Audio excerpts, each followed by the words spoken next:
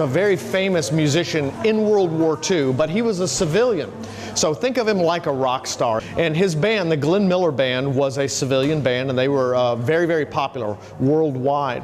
And when World War II broke out, he wanted to be able to serve his country. And what he did was then he and members of his band joined the Army Air Forces.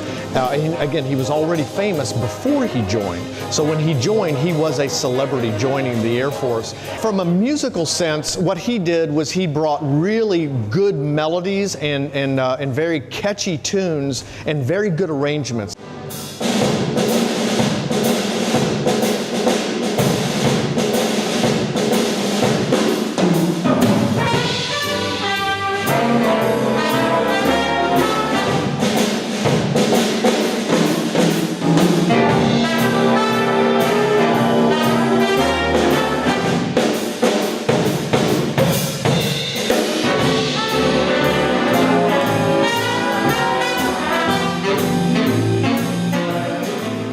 He would also do radio broadcasts both in the United States and in Europe for those troops and men and women stationed abroad.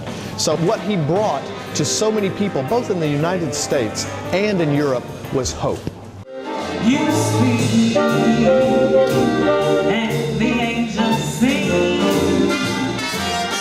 or am I reading music into every word?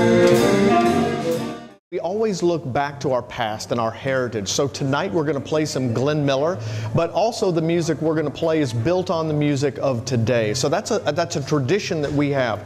This band will have the tradition of saxophones, trumpets, trombones, rhythm section, and a vocalist, just like the Glenn Miller Band had. And we're going to do Glenn Miller music and modern music as well tonight.